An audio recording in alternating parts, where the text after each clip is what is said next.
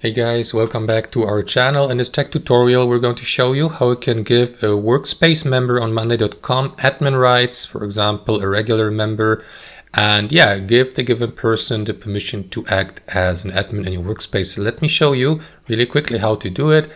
It is actually a matter of a few actions or clicks. So what you want to do is head over to monday.com, of course, log into your account, select your workspace here in the left panel, and after that, click into your profile icon at the top.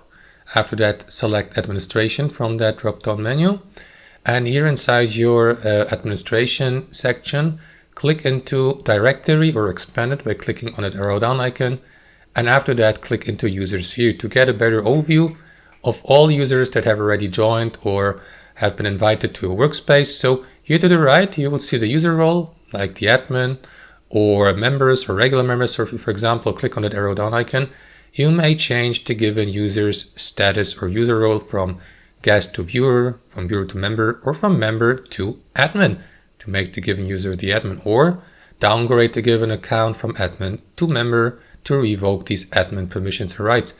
And that's it, guys. That's how it works in practice. Hope you enjoyed this video, got some value from it, and we'll see you next time on our channel.